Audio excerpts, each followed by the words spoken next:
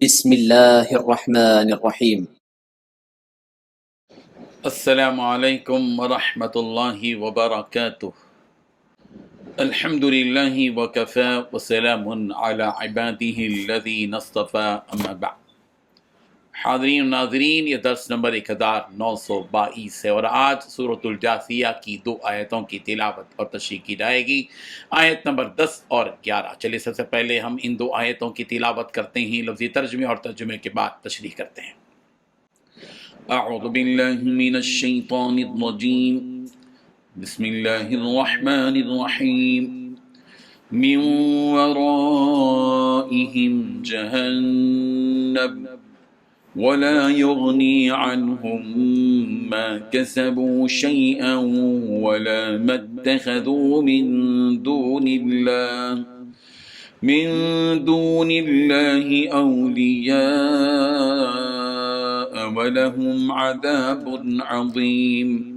هذا هدى والذين كفروا بآيات ربهم لهم عذاب من رجز أليم۔ صدق اللہ العظیم۔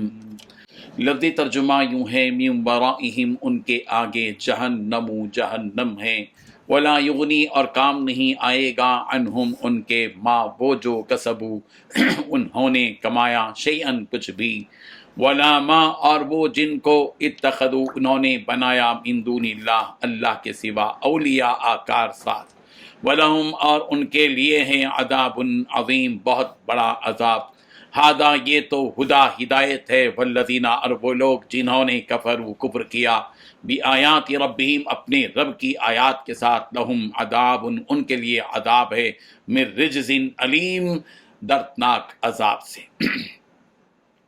ان ترجمہ یوں ہے، ان کے آگے جہنم ہے اور جو کچھ انہوں نے کمایا ہے وہ نہ وہ ان کے کچھ کام آئے گا اور نہ وہ کام آئیں گے جن کو انہوں نے اللہ کے بجائے اپنا رکھوالا بنا رکھا ہے، اور ان کے حصے میں ایک زبردست عذاب آئے گا۔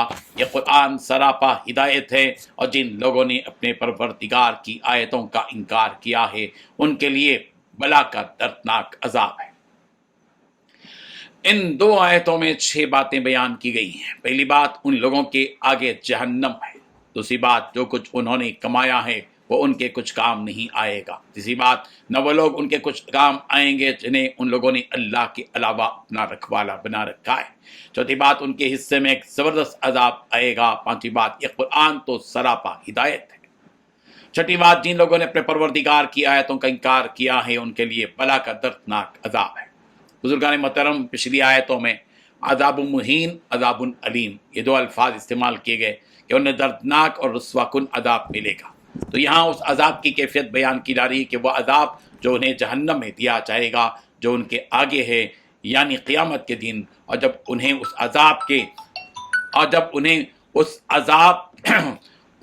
اس جہنم کے دردناک عذاب میں ڈالا جائے گا، اس وقت انہیں اس عذاب میں جانے سے کوئی روک نہیں سکے گا۔ نہ ہی ان کا مال اور اولاد ان کے کچھ کام آئیں گے کہ انہیں اس عذاب سے بچا سکیں، اور نہ ہی وہ معبود کے جنہیں ان لوگوں نے اللہ کو چھوڑ کر اپنا رکھوالا بنا رکھا تھا، یعنی لات و عزیٰ کے، جن کے بارے میں ان کا عقیدہ تھا کہ ہماری اللہ کے یہاں سفارش کریں گے اور ہمیں عذاب سے روکیں گے۔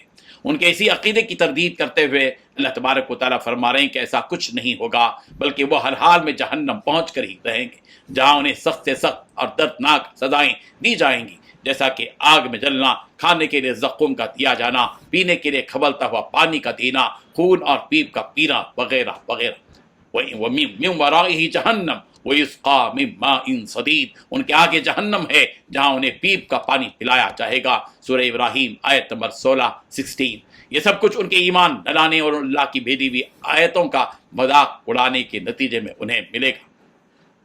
اللہ تعالیٰ نے فرمایا کہ یہ قرآن جو ہم نے ان کے پاس بھیجا ہے وہ تو سراپا ہدایت ہے۔ اگر وہ لوگ اس قرآن کو پڑھتے اس کے بتائے ہوئے احکامات پر عمل کرتے تو انہیں آج یہ دن دیکھنا نہ پڑتا، مگر انہوں نے اس ہدایت والے قرآن کے ساتھ یہ حرکت کی کہ اس کی آیتوں کا انکار کیا اور حق باتیں جو اس قرآن میں بیان کی گئی تھیں انہیں جھٹلایا، مذاق اڑایا اور ماننے سے انکار کیا۔ تو اللہ کے یہاں یہ قاعدہ ہے کہ جو کوئی اس طرح کفر کرتا ہے اور اس کی آیتوں کو جھٹلاتا ہے، اس کا مذاق اڑاتا ہے، تو وہ اسے اسی طرح سخت سے سخت دردناک عذاب میں مبتلا کرتا ہے کہ جس عذاب کی تاب نہ لا کر وہ جہنمی لوگ آخر میں یہ کہہ اٹھیں گے کہ اے مالک، اے خازن جہنم، اپنے رب سے دعا کرو کہ وہ ہمیں موت دے دے، ہم میں اب اور اس عذاب کے سہنے کی طاقت و قوت نہیں ہے۔ وَنَادَوْا يَا مَالِكُ لِيَقْضِ عَلَيْنَا رَبُّكَ، سورۃ زخرف آیت نمبر 77 مگر ان کی یہ تمنا بھی پوری نہیں ہوگی، بلکہ ان سے کہا جائے گا کہ تمہیں